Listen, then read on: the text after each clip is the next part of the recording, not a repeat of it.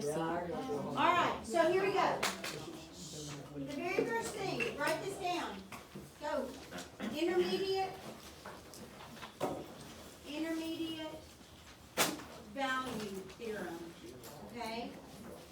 This was the only thing that we lacked. So intermediate is very easy. Intermediate value theorem. Okay? Here's what it says. If values of f of x, who is f of x? Y. Yes. Change signs.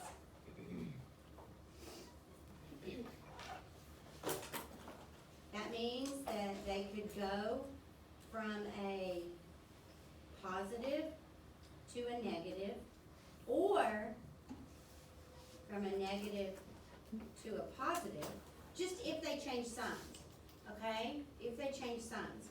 Then there must be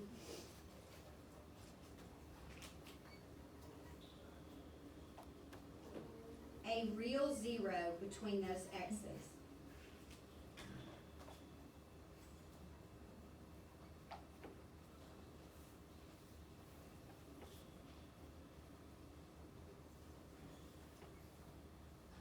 Okay, so here's what it's saying.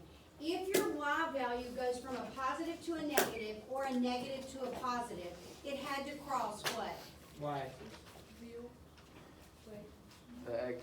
Thank you. X, yeah, that's The what I meant. That's what I meant. x-axis, okay? And at where it crossed the x-axis would be where your real zero would be, okay? So, this is what it's saying. If f of A is a positive and f of B, now these are my x's, right? These are my x's, is a negative, then a zero exists where? Between who? Yeah, between A and B. Why'd you switch to hers and? I know. Then, Alright, then a zero exists between A and B. If f of this number is positive and f of this number is negative, then a zero exists between those two x's right there. Okay? So, we're gonna try one problem, example 9. Looks like this. Find 3 intervals. Now, I'm very specific, okay, on my intervals. You can't say, oh, I know. It's the interval from negative infinity to positive infinity. That's where you'll find them. All right, my intervals have to be consecutive integers, like 1 and 2, -3 and -2, something like that, okay? And they are intervals, so we're using those same rules for interval notation. So your smallest number should be on the left, and we are talking about open intervals, so we're only using parentheses, no brackets. All right? Find 3 intervals of length 1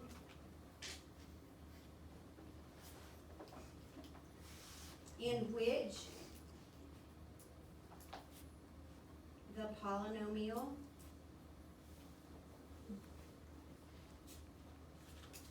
f of x is equal to 12x to the third minus 32x squared plus 3x plus 5 is guaranteed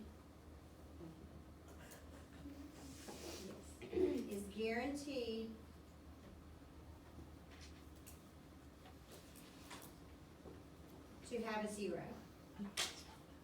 So what am I gonna do? Please tell me you know I'm gonna use a tool. calculator. Yes.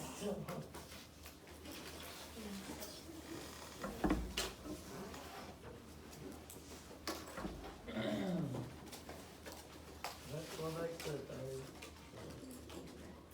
Alright, so I'm in my calculator, I'm going to put, now y'all listen to me.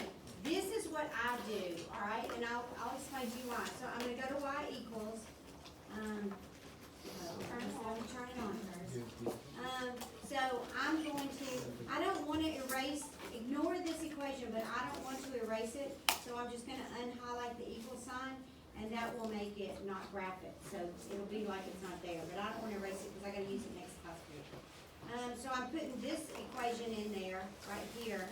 So I'm gonna put 12x raised to the third minus 32x squared plus 3x plus 5, right?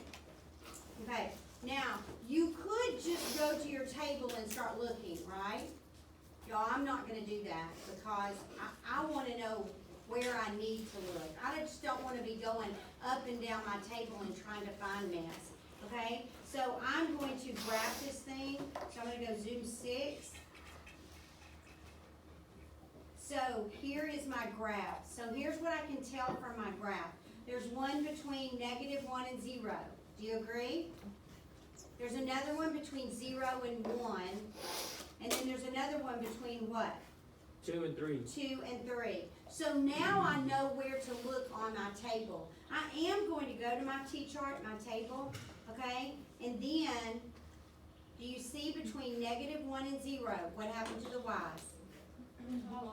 You had a sign change, okay? Y'all, if you got a sign change in the y's, then in between those two x values, it had to cross the x-axis, okay? So, what is my first interval? 0, 5.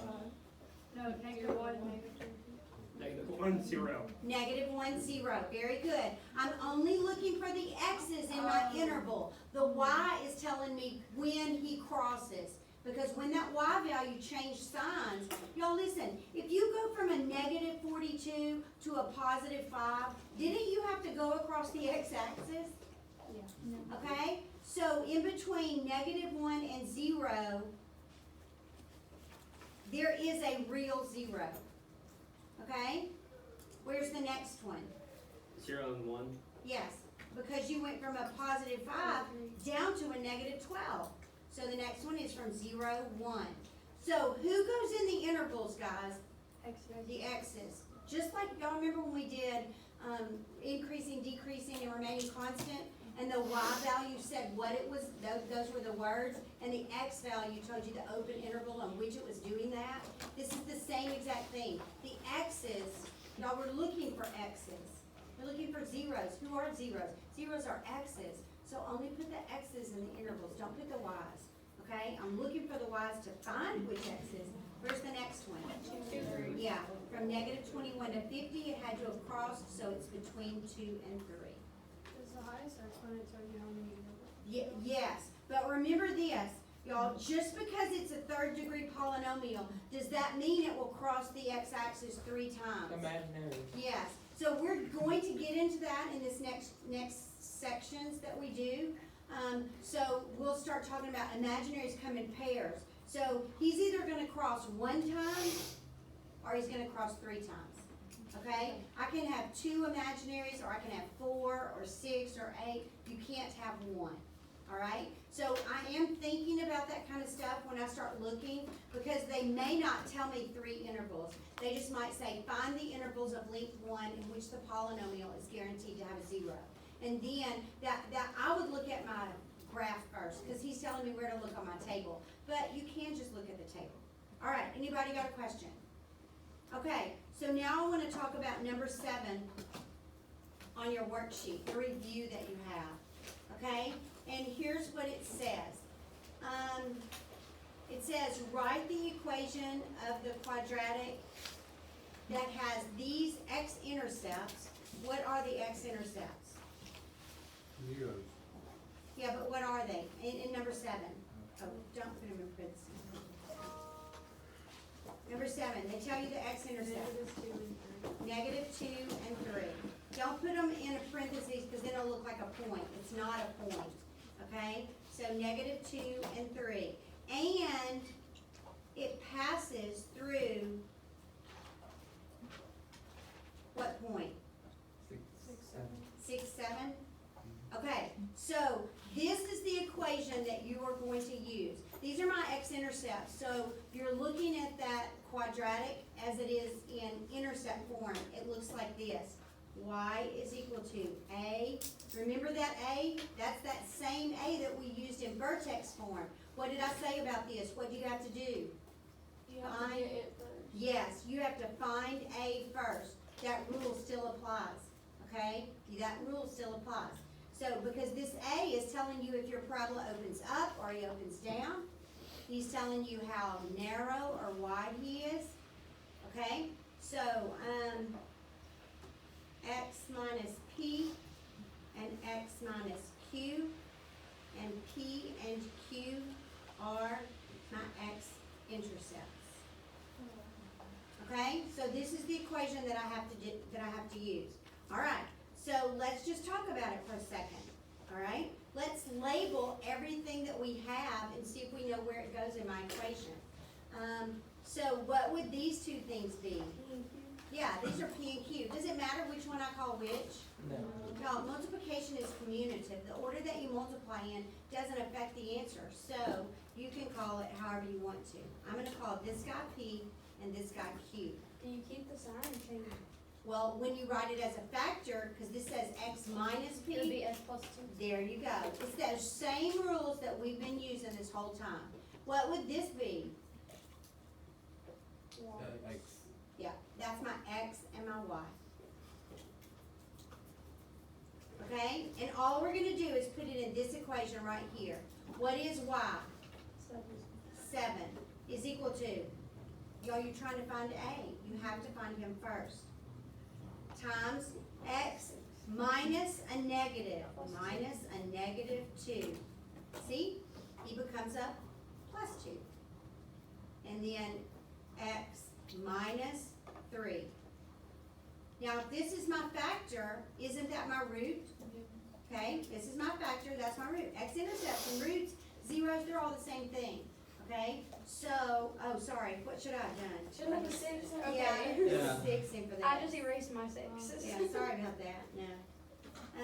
So 6 goes in here and 6 goes in here. So what is 6 plus 2? 8. And what is 6 minus 3? What is 8 times 3? 24. So here's what happens sometimes. Kids write this and then they're like, what? 24A. Yeah, y'all, that's just 24A, okay? We normally write it 24A, so don't let it mess you up. And then what we do, okay? So remember what the rules are on this, okay? If I can write this equation, you get the points, if you can write it correctly. If you can multiply it all out, you'll get the bonus points. Has everybody got it? Yeah. Okay, so, all you would have to do is substitute this in for your A, and then substitute your P and your Q in, leave your X's and Y's, that would be your equation. All right, anybody got a question? Wow, that was silence. Okay, Can I ask you a question? that was definitely, yes. I don't understand example 9. This example, Yes, ma'am. okay, what do you not understand? These? Well, my calculator didn't work, so I was like Oh. lost in it, yeah. Okay, all right, so here's what I did, all right? I went and I put it in Y equals, okay, it's down here, it's not that first one, it's down here. So I put it right here, and then I look at the graph first. I guess it's kind of cheating, but it's giving me an idea of where to look on my table. I don't wanna just go second in table and then just be scrolling up and down my table. But actually, what you are doing on your table is you're looking for sign changes on Y's. You'll see that these signs never change. He just keeps going down. Okay, so I'm looking for a sign change on my Y. And as soon as I find one, then wherever it happens, there's a 0 in between those X's, -1 and 0. So I wrote that interval down, okay? My next sign change is between 5 and -12, so there's another 0 between 0 and 1. My next sign change is between -21 and 50, so there's another one between 2 and 3. That makes sense. Make sense? Yes, ma'am. Okay, All right, so everybody okay? All right, Travis, will you stop the video, please? And I'll turn the lights on and y'all can get to work.